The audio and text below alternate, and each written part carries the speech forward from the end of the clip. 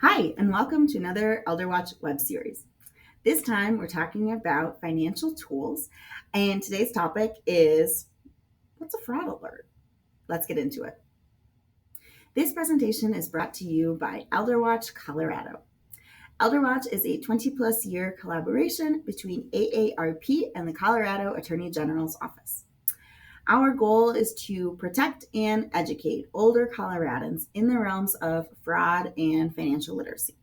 So if you or someone you know has been the victim of fraud or a scam, or after this web series, you're concerned because you found some weird information on one of these reports and you don't know what to do about it, go ahead and give us a phone call. Our phone number is 800-222-4444, select option 2. My name is Jessica Zawatsky, and I am the program specialist for Elder Watch Colorado. This video is one in a 4-part series. And so the other things we'll be talking about are what's a credit report, what's a credit freeze, and what is check systems / a consumer report. But today we're talking about fraud alerts. So first we'll talk about the data around fraud alerts. Then we'll talk about what are the 3 different types of fraud alerts. We'll talk about how a fraud alert is different than a credit freeze. We'll talk about how to place and remove fraud alerts, as well as how to renew them. And then we'll end by talking about why a fraud alert can be an important step in protecting your identity and financial health. So the data here is from a study conducted by LendingTree, where they reviewed 940,000 anonymized credit reports. And of those 940,000, they found that only 17% of those surveyed had either a credit freeze or a fraud alert in place. Only 9% had a fraud alert, and only 2% had both. So that's why we're here. This is a very underutilized tool. Interestingly enough, Colorado was the leader in this study. So go Centennial State. We had the highest number of people who had both or one or the other of the fraud alert or the credit freeze. But 26.5% is definitely not enough for me. So that's why we're here. I'm hoping to demystify these tools and to encourage you to use them because they're all free and they can be a huge help in protecting your identity and securing your financial health. There are 3 types of fraud alerts, but pretty much they all do the same thing. And so what a fraud alert does is it signals to potential lenders that you may have either been the victim of identity theft or that you are on active duty military service. But either way, it then requires the lender to take extra steps to make sure that a line of credit and application is for sure you. It makes them take an extra step to verify your identity. Now, there's 3 types of fraud alerts: initial, extended, and then active duty. You can see in the table there that there's nuance to each of them. The initial and the active duty last for a year, but you can renew them before they expire, whereas that extended fraud alert lasts for 7 years.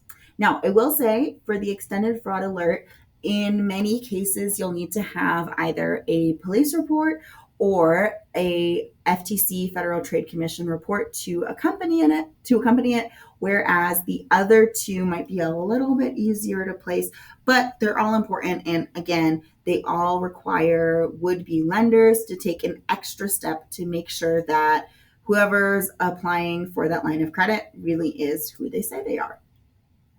So the distinction between a credit freeze and a fraud alert is a question that I get a lot because you kind of do them for similar reasons. But a credit freeze essentially freezes your credit report. So if you place a credit freeze, new lines of credit cannot be opened under your name because the lender's not going to be able to pull your credit report. So they're not going to issue you a new line of credit.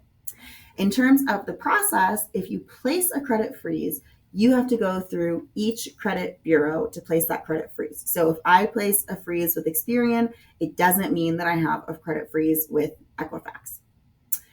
A fraud alert, on the other hand, signals to lenders that you may have been the victim of identity theft or that you are on active duty for the military. And so it pushes them to then take extra steps to verify that you really are who you say you are. Now, the thing that they have in common is that you kind of do them for the same reasons. You do them as a means to protect your identity, especially if you are concerned about identity theft. They are both free tools that are through the credit bureaus, TransUnion, Equifax, Experian. But as a reminder, for the frees, you have to contact each bureau. For the alerts, you only have to contact one. So if I contact TransUnion, TransUnion has to tell Equifax and Experian that I have a fraud alert and that I might be the victim of identity theft. All right, so how you place a fraud alert depends on which fraud alert you're trying to place. So for the initial or active duty alerts, you can do those online. You'll have to go to only one of the 3 credit bureaus, create an account, and then go ahead and place that alert. When you place it with one, they have to tell the other 2. So that makes things much nicer. If you are doing the extended fraud alert, though, you will have to send in a snail mail application. And sometimes they will require you to also have either a police report or your report from the Federal Trade Commission's identity theft page. Now, you can also place that initial or active duty fraud alert on the phone. So to do that, you would call one of the 3 credit bureaus. That would be Equifax at 888-298-0045, Experian at 888-397-3742, or TransUnion at 916-8800. You can also snail mail for the initial or the active duty, but you will have to go to one of the 3 credit bureaus' web pages to download the form, and then you'll have to mail it to that bureau. So you got to go online anyway to do it. Fraud alerts will expire all by themselves. So if you don't care, you don't really have to do anything to get rid of it. However, if you would like to remove that alert early, you can contact one of the 3 credit bureaus directly. If you are going to remove that fraud alert, you do have to contact all 3. So to place it, you only have to contact one, and then they'll contact the other 2. To remove it, you have to contact all 3. To renew your fraud alert, whichever one it is, that initial, extended, or active duty, basically you'll do the same thing that you did to place it in the first place. So for the initial and the active duty, you should be able to do that online through the credit bureau's webpage. For the extended, you'll unfortunately have to snail mail it again.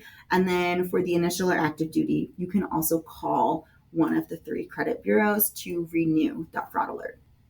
A fraud alert helps to protect your identity and financial health, particularly if you are concerned that your information has been exposed or if you've already been the victim of identity theft, because it requires lenders to take an extra step to make sure it really is you before they issue a new line of credit. So in this way, it makes it more challenging for somebody to use your personal information to open a new line of credit.